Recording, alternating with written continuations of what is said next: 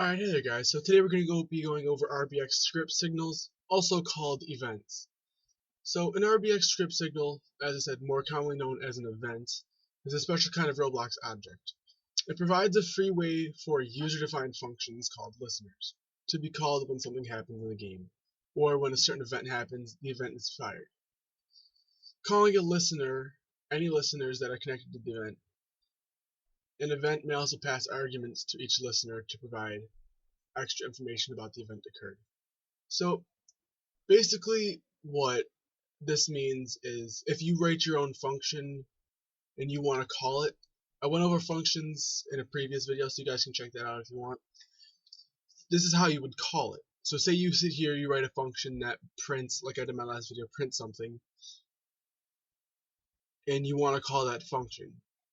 Say when you touch a block, you could do part.touched connect then your event. I'll get a little more in detail on that further into the video. So there's some methods you have to calling said events. So you have your connect, and what it means by function listener. This is basically where you would put the name of your function. So say you named the function that would print whatever you wanted. Say the function was called press. Connect, in parentheses you would put the function name press. So it establishes a function. The wait is, if the wait's pretty straightforward, you wait, and then inside the parentheses you put a set duration of time. Connect first and connect last. These are deprecated, meaning they're not really good to be used. I haven't personally used them before, so I can't really explain them. And disconnect, it can't be used anymore, as you guys can see in the description. It'll print an error. You want to use the script connection and disconnect that through that method. So as I was explaining with my example of a touched event within the part. So say the top of the box tells you that it is an event named touch. The values of base part, other part, between the parentheses indicate that parameters passed to each listener. So this is basically if you were to look into the object browser or look at the wiki, it'll give you a slight definition. If you were to look at the object browser, you'd get this. If you went to part and then you went to touched, you'd get this. You have your event, what it's called, which is touched, and then you have your listener here. This is basically what it's called, what your variable is. This would be the argument for the parameter within the function you create. I'm going to be going over parameters and arguments within a future video if I haven't yet already. But back to the topic at hand. So as I was saying, base part is the parameter's type, and other part is just the name used for reference. So the description explains when the event will fire and why. The last section lists the objects that have this event.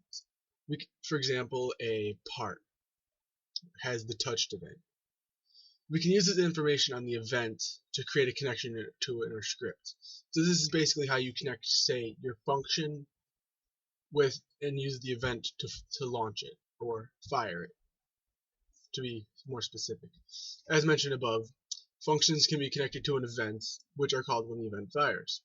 These functions are called listeners since they listen for when an event occurs. Basically what listener means is they wait until they're called. Basically, if you want to listen to this analogy.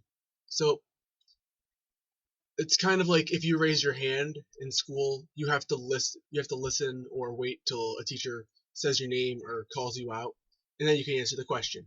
That kind of concept.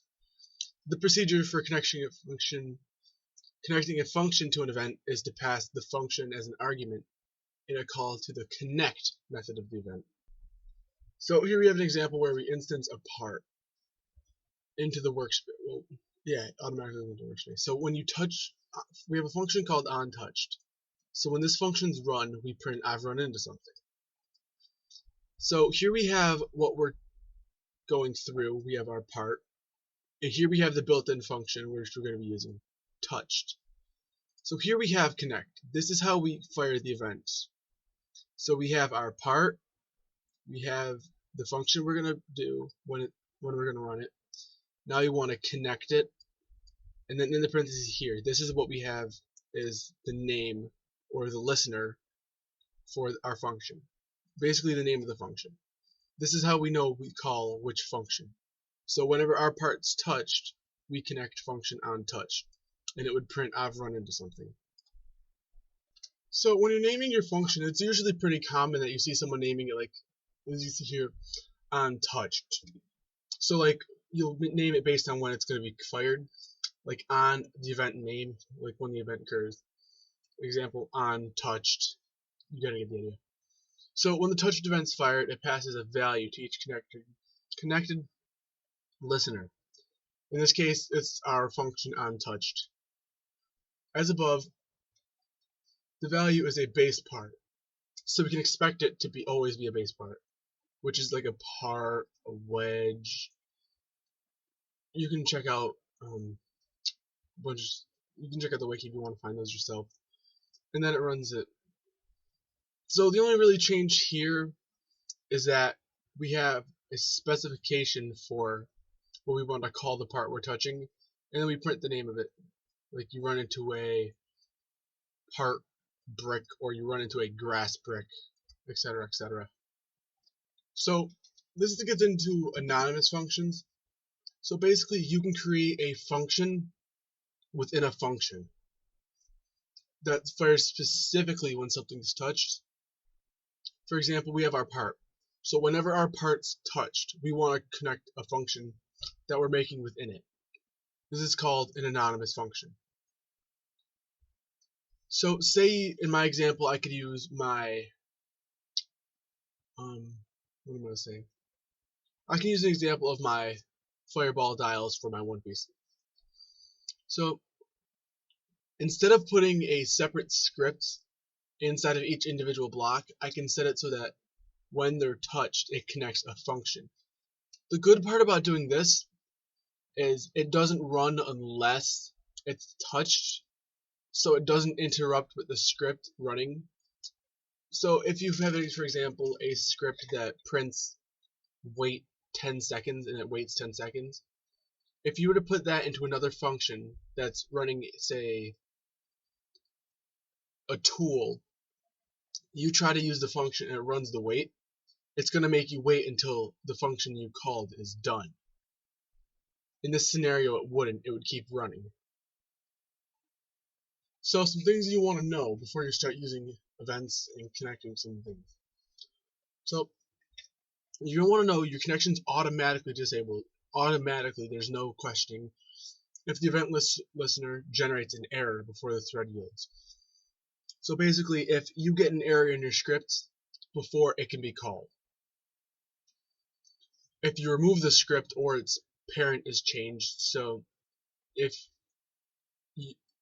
it's removed, or by reparented it means if you move it from, say, your backpack into the workspace, or you move it from a part in the workspace into a player's character, or the object the event relates to is destroyed. So when you touch a button, all the blocks in a room are now killing. Now, say this killing block does a loop, and it makes you burn as a burn effect. So if you were burning and it's still running the function, and you were to remove said part, it should stop. And last but not least, when an event's fired, threads that are waiting on call to wait are resumed. So if you have a threaded paused, it'll resume, and each connected function is called in separate threads, so you don't have overlapping threads in the reverse order that they were connected. So the last connected event, the last function you connect will be the first function called. You guys still interested in learning more? If you're active on the group, if you're active on the website, go ahead and feel free to join Top Scripting Academy. This is just going to be a little group I'm going to be doing a little stuff in. This is more so a gathering place for anyone who's on my channel, purely for scripting or scripting like learning. If you want to learn, if you want to go ahead and contribute and teach people, feel free to join here. We're taking all members we can. As we see, we only have, I can't talk today. We only have 6 people right now, but hopefully we're gonna keep growing.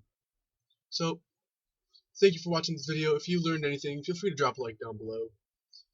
If you want to learn more, go ahead and check out my channel. I have playlists for old tutorials that I've done and current ones that I'm making. Feel free to check those out. Join the Top Scripting Academy, join New Era Studios, all that good stuff. Hope to see you in another video.